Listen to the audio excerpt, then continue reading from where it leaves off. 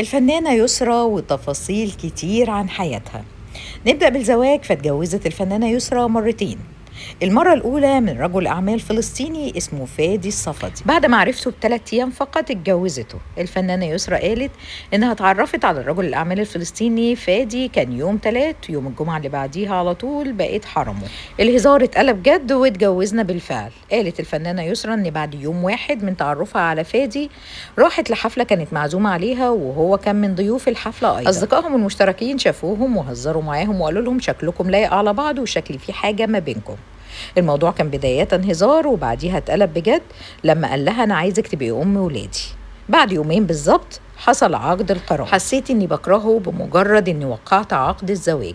قالت الفنانة يسرى إنها أول ما وقعت عقد الزواج مع زوجها الأول فادي الصفدي إنها حست إنها اتسرقت وإنها بتكرهه، وحسيت إن ده موقف جنوني واندفاعي مني إن أتجوزه بعد 3 أيام بس من معرفتي بيه. وكانت النتيجة إن حصل الانفصال بعد فترة قليلة من الزواج. منعها دخول صالة كبار الزوار في مطار القاهرة هو اللي كان السبب في إعلان زيجتها التانية بعد فترة طويلة جدا من الزواج. قالت الفنانة يسرى إنها اتجوزت من رجل الأعمال خالد سليم ابن الراحل صالح سليم، وكانت دايما يسرى وخالد سليم بينفوا أي خبر بيقول إن في علاقة بتربط ما بينهم. وكان سبب إعلان يسرى زواجها من خالد سليم لما توفي صالح سليم خارج مصر جه جثمانه في مطار القاهرة على صالة كبار الزوار. حبت الفنانة يسرى تدخل صالة كبار الزوار ولكنها اتمنعت من الدخول. وقتها قالت للموظف اللي منعها إنها زوجة خالد سليم ابن الراحل صالح سليم، وده حتى تتمكن من دخول الصالة لاستقبال جثمانه. قلم على وشها من والدها في بلاتو التصوير. قالت الفنانة يسرى إنها خدت قلم على وشها من والدها، وده بعد تقبيل الفنان حسين فهمي ليها في أحد المشاهد في فيلم ألف بوسة وبوسة. والدها وقتها كان موجود أثناء التصوير، وبعد القبلة مباشرة قام وضربها علقة، بالإضافة لمشادة كبيرة جدا حصلت ما بينهم كادت تؤدي لاعتزالها الفني نهائيا. حاولت الانتحار وفشلت وخدوها لدكتور نفسي. في سنة من سنين التعليم سقطت الفنانة يسرى في امتحانات آخر السنة، وده اللي خلاها تخاف جدا من انها تقول النتيجة لوالدها ووالدتها، فلجأت انها تحاول الانتحار.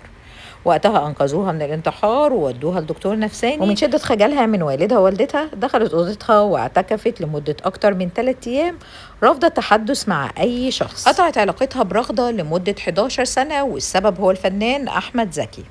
قالت الفنانة يسرى في حوار ليها إن الفنان أحمد زكي كان من أصدقائها المقربين جدا، وفي بداية مرضه كانت الفنانة يسرى هي اللي ملازماه أغلب الوقت، وكانت وقتها الفنانة رغدة صديقة للفنان أحمد زكي أيضا. مشكلة يسرى مع الفنانة رغدة بدأت لما اشتد المرض على الفنان أحمد زكي ورفض مقابلة أي حد، فكانت وقتها الفنانة رغدة هي اللي ملازمة الفنان أحمد زكي في آخر أيامه. وقتها اتصلت الفنانة يسرى على الفنانة رغدة وقالت لها انها عايزة تشوف الفنان احمد زكي، وكان رد الفنانة رغدة وقتها الرفض نهائي دون اي جدال. هنا زعلت الفنانة يسرى من الفنانة رغدة، وكانت القطيعة لمدة 11 سنة إلى أن أتى عيد ميلاد الفنانة إلهام شاهين اللي اتقابلوا فيه مع بعض وتعاتبوا ورجعت العلاقة زي الأول. جرثومة واتفاق هم السبب في حرمان الفنانة يسرى من الأمومة. في زيجة الفنانة يسرى الأولى حملت وعرفت إنها حامل في الشهر الثالث، وللأسف بعد وفاة الجنين في بطنها. قالت الفنانة يسرى إن أثناء تصويرها لفيلم المهاجر اكتشفت أنها حامل، والطفل توفي إثر إصابتها بجرثومة التوكسوبلازموز. سافرت وقتها لباريس لإجراء عملية جراحية للإجهاض فورا، وصرحت إن بعدها حملت أكتر من مرة وللأسف كانت النتيجة الإجهاض، وده بسبب الجرثومة اللي اتنقلت لها عن طريق قطتها. أما السبب التاني اللي حرم الفنانة يسرى من الأمومة كان شرط زوجها خالد سليم إنها ما تنجبش منه. قالت الفنانة يسرى إن خالد سليم كان شرطه الأساسي في الزيجة إنه ما ينجبش أطفال منها، وده لأسباب متعلقة بالمستقبل وخوفه على الأولاد. اتولدت جوه التاكس. الفنانة يسرى اتولدت داخل تاكسي أجرة.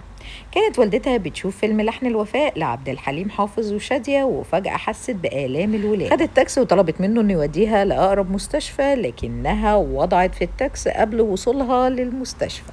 اتمنيت اتجوزه وهو أكتر فنان اشتغلت معاه، ولو كان اتقدم لي ما كنتش ممكن أرفضه أبدا. صرحت الفنانة يسرى إن بتربطها علاقة قوية جدا بالفنان عادل إمام.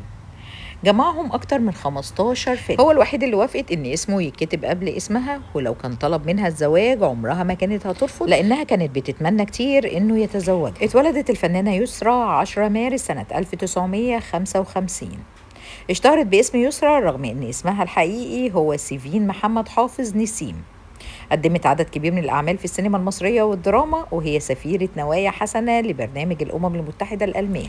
عمها هو ضابط المخابرات المصرية محمد نسيم، وده سبب اختيارها في مسلسل رأفت الهجان. قالت الفنانة يسرى إن عمها هو الشخصية الحقيقية لشخصية نديم قلب الأسد في المسلسل المصري رأفت الهجان، وأكدت إنها ما كانتش تعرف لفترة طويلة جدا إن عمها ضابط في المخابرات المصرية. شاركت الفنانة يسرى في عدد كبير جدا من الأفلام السينمائية، من أهمها فتاة تبحث عن الحب، وحكاية عريس وعروسة، وجزيرة الشيطان، والإنس والجن، وكتير من الأفلام. خلص الفيديو، لو عجبكم لايك وشير وفولو للبيج.